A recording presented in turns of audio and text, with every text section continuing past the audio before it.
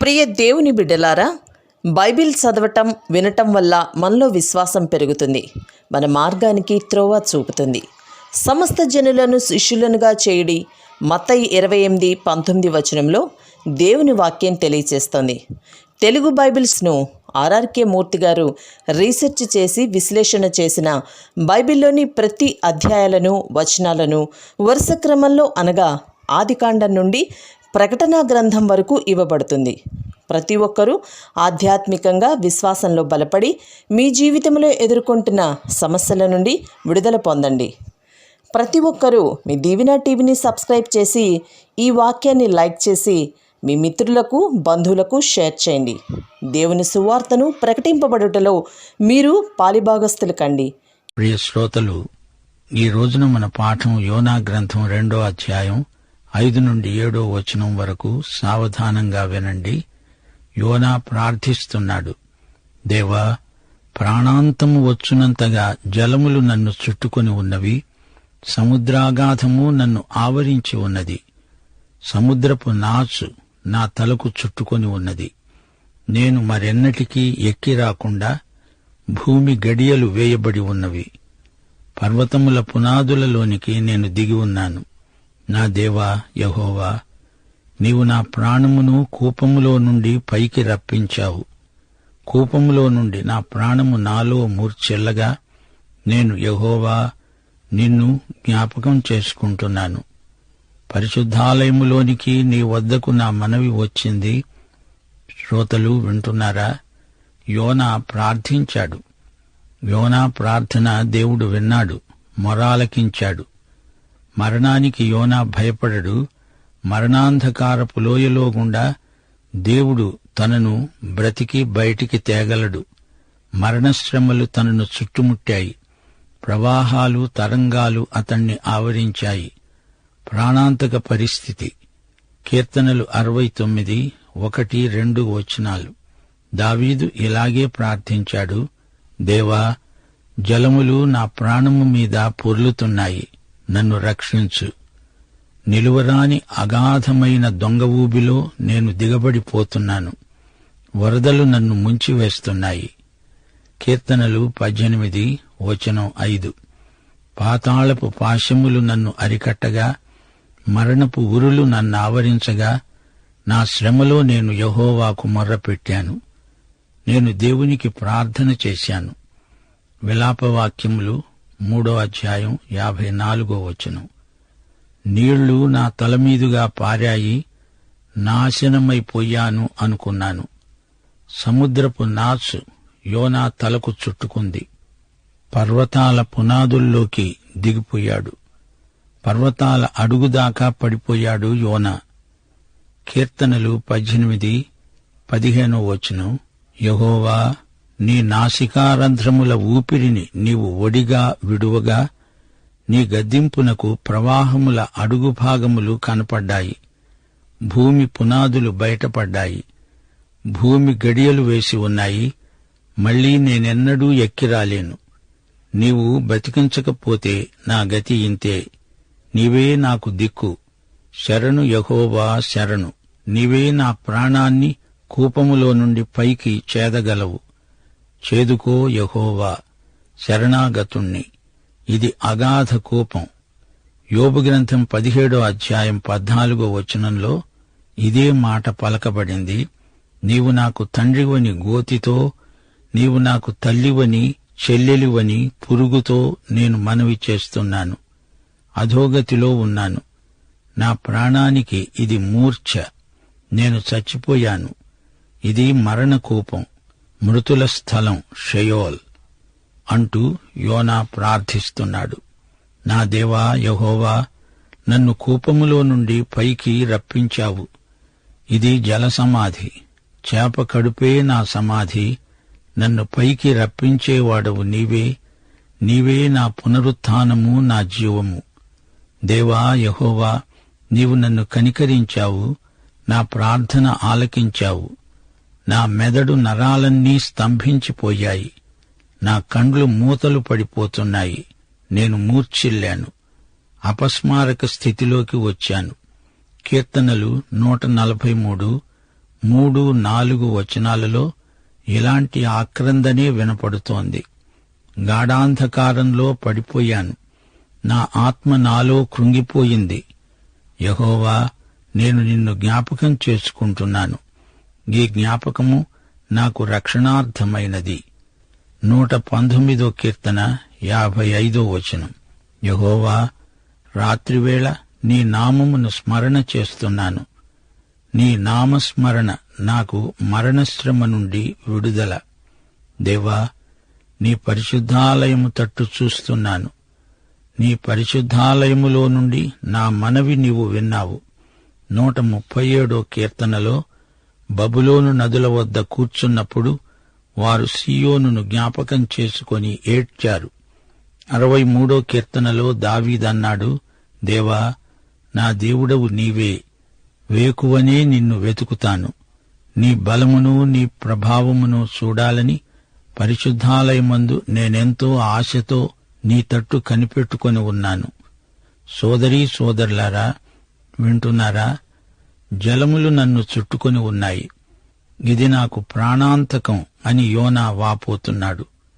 నా చుట్టూరా సముద్రాగాధం, ఉక్కిరిబిక్కిరైపోయాను. సముద్ర మత్స్యం మింగిన నాచు అంతా వచ్చి చేప కడుపులో పడ్డ నా తలకు చుట్టుకుంది. సముద్ర మత్స్యం కడుపు నిండా నాచే. నా తలకు చుట్టుకున్న ఈ నాచు, ఈ పీచు నాకు ఊపిరాడకుండా చేస్తోంది. దేవా, నేను చచ్చిపోయాను, ప్రాణాంతకమైన సంకటంలో ఉన్నాను అని యోనా ఆక్రందన చేస్తున్నాడు. శ్రోతలు, యోనా మీనా కడుపులో మరణశ్రమలనుభవించాడు.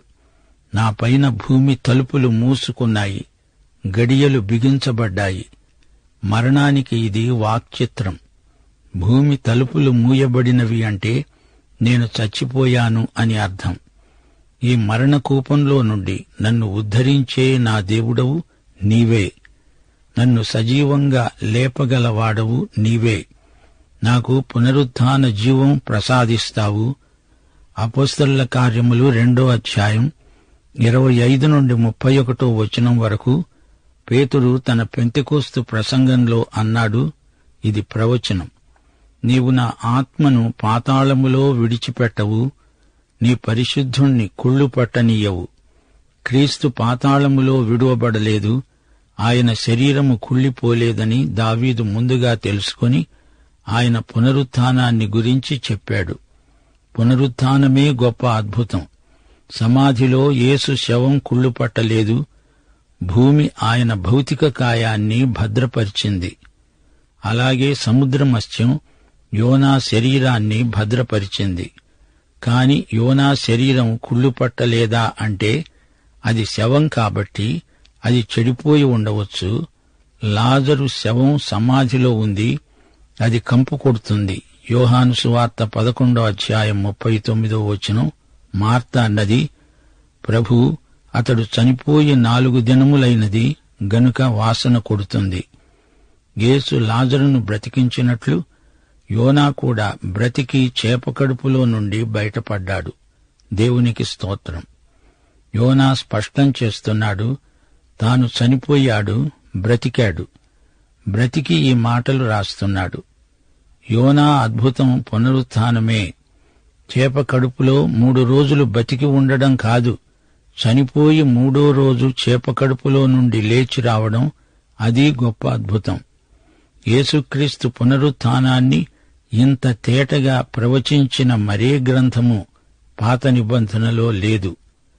సంఘమనే మందసము యేసు మరణము పునరుత్థానము అనే 2 అడ్డుకర్రలపై ఆధారపడి ఉంది. ఈ 2 పరమ సత్యాలను యోనా గ్రంథంలోని చరిత్ర మనకు నేర్పుతోంది. శ్రోతలు వినండి, వింటున్నారా? యోనా అన్నాడు, నేను యెహోవాను జ్ఞాపకం చేసుకున్నాను. ఈ జ్ఞాపకం తన మరణావస్థలో యెహోవా స్మరణం మరణములో నుండి నిత్య జీవములోనికి అతణ్ణి దాటించింది. అంతవరకు అతని అనుభవాలు ప్రాణాంతకమైనవి. యెహోవా స్మరణ, ఆయన జ్ఞాపకం అతనికి పునరుత్థాన నిరీక్షణ కలిగించింది. అతని మనసు, అతని మెదడు బాగా అలసిపోయి ఉండగా అతడు మూర్ఛిల్లబోతూ నిస్సహాయ స్థితిలో యెహోవాను జ్ఞాపకం చేసుకున్నాడు. అతనికి మానవ సహాయం లభించే అవకాశమే లేదు. అంతా దిగ్బంధన అయింది. అప్పుడు తన దేవుణ్ణి యోనా జ్ఞాపకం చేసుకున్నాడు. తప్పిపోయిన కుమారుడు పందులు తినే పొట్టు కూడా దొరకక చచ్చే పరిస్థితిలో తండ్రి జ్ఞాపకమొచ్చాడు. దేవుని ఆజ్ఞలను జ్ఞాపకం చేసుకున్నాడు. తన అవిధేయ ప్రవర్తన కూడా జ్ఞాపకం వచ్చింది. దేవుని కనికరం అతనికి జ్ఞాపకం వచ్చింది. పశ్చాత్తప్తుడయ్యాడు. అతని ఆత్మలో ఆశాకిరణం తళుక్కుమని మెరిసింది. ఈ స్మృతి అతణ్ణి ప్రార్థనకు ప్రేరేపించింది. దేవుణ్ణి మరచిపోయిన వారు ప్రార్థన కూడా మరచిపోతారు. దేవుని వాగ్దానాలను జ్ఞాపకం చేసుకునేవారు తమ హృదయాలను దేవుని వైపు ఎత్తి స్తుతిస్తారు. దేవుని దృష్టి అట్టివారిపైననే కేంద్రీకరించబడి ఉంటుంది. వారికి వెంటనే విమోచన ప్రాప్తిస్తుంది. ప్రవక్త అయిన యోనా ఆ క్రందన దేవుడు విన్నాడు. సముద్ర గర్భములో నుండి యోనా హృదయపు అట్టడుగు నుండి ఈ ప్రార్థన వెలువడింది. యెహోవా దేవుడు యోనాను కాపాడాడు. ప్రభువు తన వారిని ఎరుగును. దేవుడు ఎంతైనా నమ్మదగినవాడు అని నమ్మాలి. ఆయన విశ్వసనీయుడు అని ఆయన బిడ్డలు విశ్వసించాలి. దేవుడు మనకెంతో సన్నిహితుడు. ఆయన కృపావాత్సల్యములు మనకెంతో ఆదరణ గొలుపుతాయి. మన నవనాడులు కృంగిపోయి నిరాశా నిస్పృహల్లో మనం దీనావస్థలో దయనీయ స్థితిలో ఉన్నప్పుడు ఆయన మనల్ని కనికరించి మనకు విడుదల ప్రసాదిస్తాడు. ఇది నిజం. ప్రవక్త ప్రార్థన దేవుడు విన్నాడు. శ్రోతలు వింటున్నారా? తాను ఓడలో నుండి సముద్రంలోకి, అందులో నుండి చేప కడుపులోకి వచ్చాడు. అక్కడి నుండి నీనెవెకు వెడతాడు. ఓడలో ఉన్నవారు అన్యులు, నీనెవెవారు అన్యులే. అన్యులైన ఓడనావికులు తన మీద దయ చూపారు. కాని దేవుని ప్రవక్త అయి ఉండి కూడా తాను నీనెవె వారికి ప్రేమ చూపలేకపోతున్నాడు. తనకు వారి పట్ల దయా అంతఃకరణ కలగలేదు. పాత నిబంధనలో యూదులకు అన్యులంటే ద్వేషముంది. కాని దేవుడు వారిని ఎంత ప్రేమిస్తున్నాడో తెలియచేసే గ్రంథం ఇదొక్కటే, పాత నిబంధనలోని గ్రంథం. యోనా చేసిన తప్పు కాదది ఆధ్యాత్మిక నేరం. దేవుడు అప్పగించిన పని చెయ్యకుండా పారిపోయాడు. దేవుని పనిని నిర్లక్ష్యం చేశాడు. ఎందుకు యోనా అలా చేశాడంటారా? ఈ పని మరొకరికి దేవుడు అప్పగించవచ్చుగా. నాకు సెలవియ్యాలి, ఇంతవరకు నమ్మకంగానే ఉన్నాను గదా. శ్రోతలు, ఇప్పుడు దేవుడు చెప్పింది చెయ్యాలి గాని మునుపు చేశాను గదా అంటూ తప్పించుకునే ప్రయత్నం చేయకూడదు. దేవుడు ఈ నిమిషంలో నీకప్పగించిన పని చేస్తున్నావా లేదా అని దేవుడు చూస్తున్నాడు.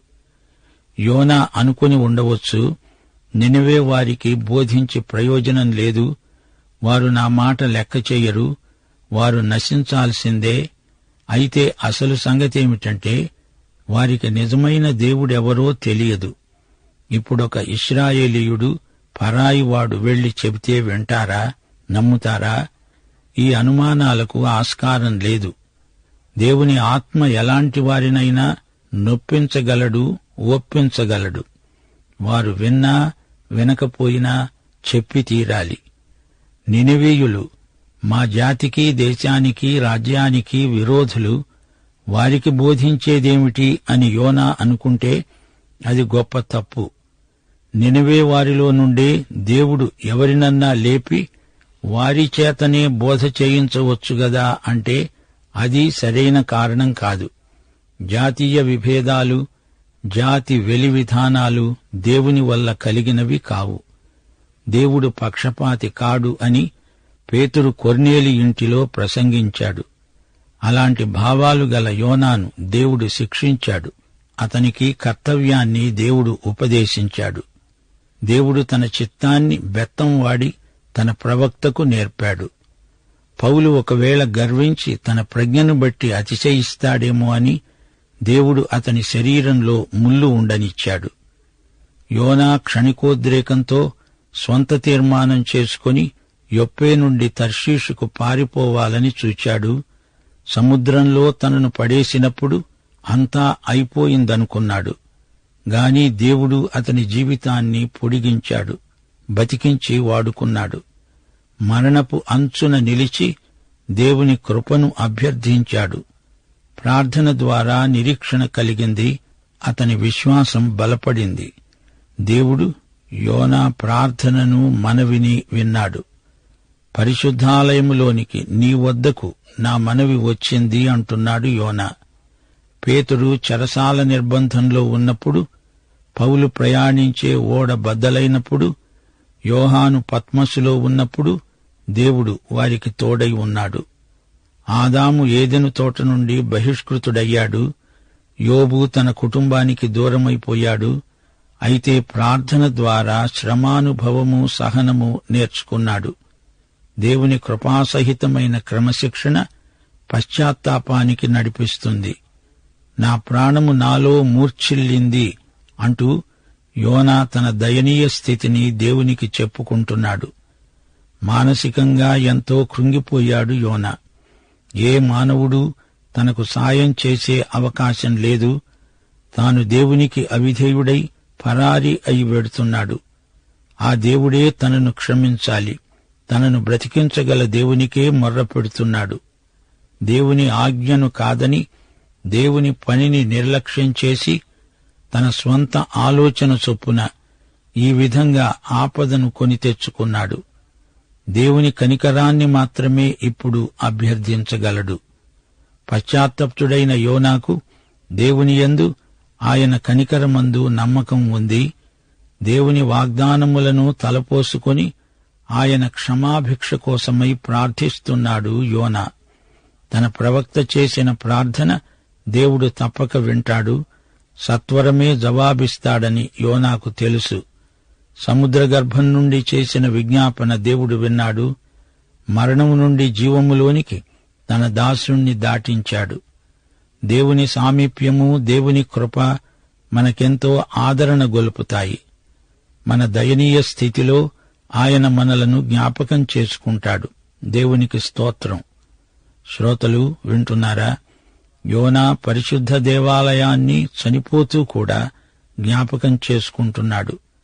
అక్కడ దేవుని కృపాసనమున్నది, నిబంధన మందసమున్నది. ఇశ్రాయేలు కుటుంబాలు దేవుణ్ణి ఆరాధించడానికి అక్కడికి కూడి వస్తారు.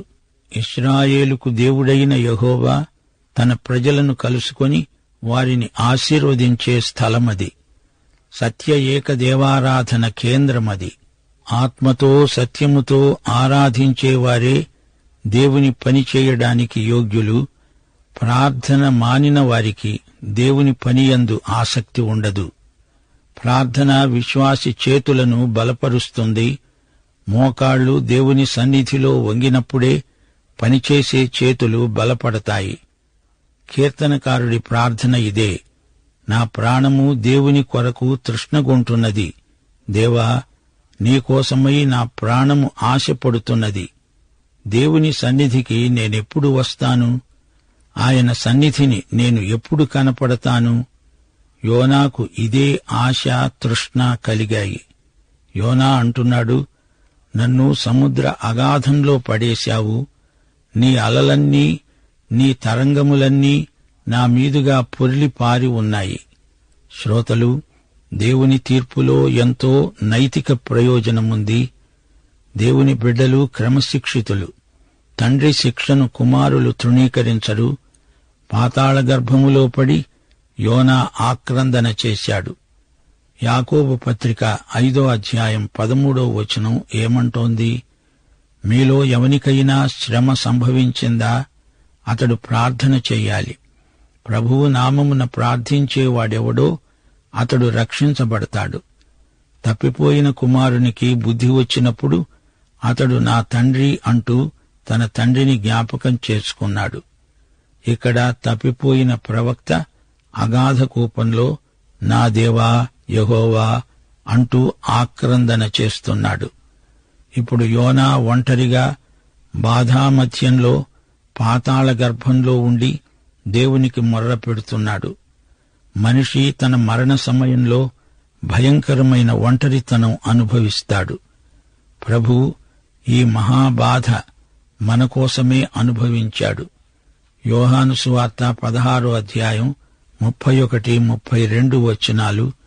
యేసు వారిని చూచి అన్నాడు, ఇదిగో, మీలో ప్రతివాడు ఎవని ఇంటికి వాడు చెదరిపోయి నన్ను ఒంటరిగా విడిచిపెట్టే గడియ వస్తున్నది, వచ్చే ఉన్నది. అయితే తండ్రి నాతో ఉన్నాడు గనుక నేను ఒంటరిగా లేను. శిష్యులు, ఆప్తులు, స్నేహితులు అందరూ ఆయనను విడిచిపోయారు.